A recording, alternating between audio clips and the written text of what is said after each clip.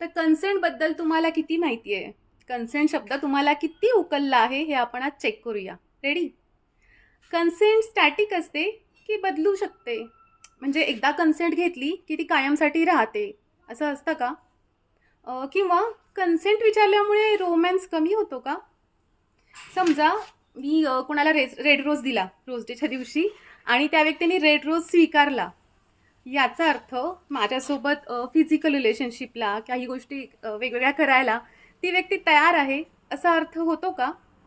किंवा मी कोणीतरी दिलेलं चॉकलेट स्वीकारलं, त्या व्यक्तीचं प्रपोजल स्वीकारलं, त्या व्यक्तीने मला आय लव्ह यू सांगितलं, मी हो म्हणाले, याचा अर्थ ती व्यक्ती मला हवा तिथे हात लावू शकते, मला किस करू शकते, असं होतो का?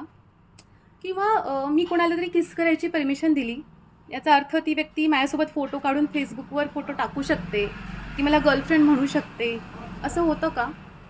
तर या सगळ्यांची उत्तरं नाही अशी आहेत. कन्सेंट आपण क्लिअरली समजून घेऊया हा शब्द. तर येस म्हणजे येस, नो मीन्स नो. त्याच्यामध्ये कुठलेही सिग्नल, ग्रे एरिया, फ्लर्टिंगचे कन्फ्युजन वगैरे काहीही नसतं. स्पष्ट शब्दात हो, स्पष्ट शब्दात नाही. ओके. कन्सेंट हा स्टॅटिक प्रकार नाही आहे. कन्सेंट ही बदलत राहणारी गोष्ट आहे.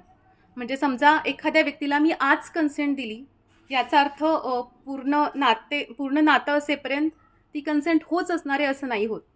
जरी आम्ही नात्यात असलो, परंतु आमची काही भांडणं झाली, काही गैरसमज झाले आणि काही दिवस मला त्या व्यक्तीसोबत संबंध ठेवायचा नाही आहे आणि मी त्या व्यक्तीला नाही म्हणून सांगितलं, तर ते नाही ह्याचा रिस्पेक्ट केला गेला पाहिजे.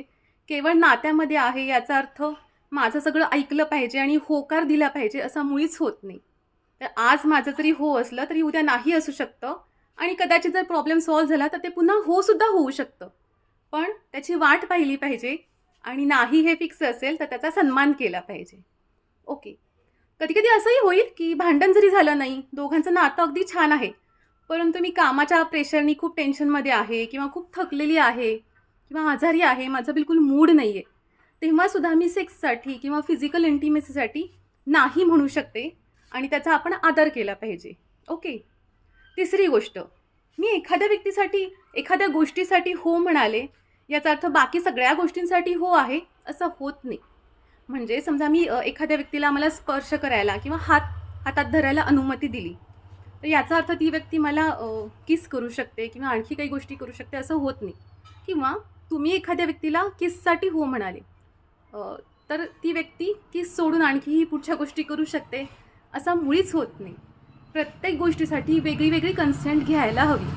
ज्या कृतीसाठी कन्सेंट दिली आहे तिथपर्यंतच ते हो किंवा नाही मर्यादित असतं. ओके. आणखीन एक महत्त्वाची गोष्ट, समजा एखाद्या कृतीसाठी एखादी व्यक्ती तुम्हाला हो म्हणाली. उदाहरण घेऊया की किस करायला हो म्हणाली.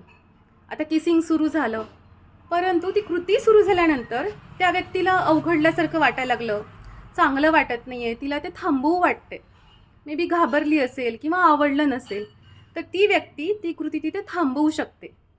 कृती करायला कन्सेंट दिली, याचा अर्थ पूर्ण कृती केलीच पाहिजे असं मुळीच होत नाही. जेव्हा त्या व्यक्तीला मध्ये नको वाटेल, तेव्हा ती व्यक्तीमध्ये थांबवू शकते, नाही असं सांगू शकते.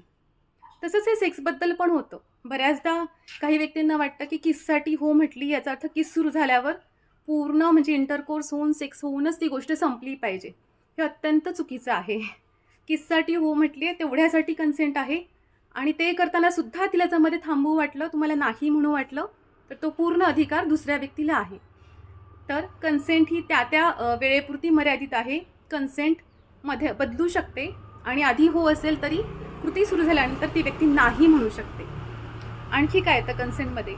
तर केवळ एखादी व्यक्ती तुमच्यासोबत दारू प्यायली किंवा तुमच्या रूमवर यायला हो म्हणाली किंवा नेटफ्लिक्सवर मिळून एखादा मूव्ही बघायला तयार झाली, तर याचा अर्थ सेक्सला हो म्हणाली असा मुळीच नाही आहे. तर कृतींमध्ये ती व्यक्ती तशी वागते, दारू पिते, याचा अर्थ हो कन्सेंट असा मुळीच नाही होत किंवा त्या व्यक्तीला कन्सेंटचा अधिकार नाही असा मुळीच होत नाही. प्रत्येक अवस्थेमध्ये त्या व्यक्तीचा सन्मान केला पाहिजे आणि कन्सेंट ही घेतली पाहिजे. आणि हो, कन्सेंटमुळे रोमांस कमी होत नाही, उलट कन्सेंट विचारल्यामुळे त्या व्यक्तीच्या स्वातंत्र्याचा सन्मान होतो, त्या व्यक्तीला सुरक्षित वाटतं, त्या व्यक्तीचा विश्वास वाढतो तुमच्यावरचा आणि उलट कन्सेंट ही तुम्हाला जास्त सेक्सी बनवते. ओके.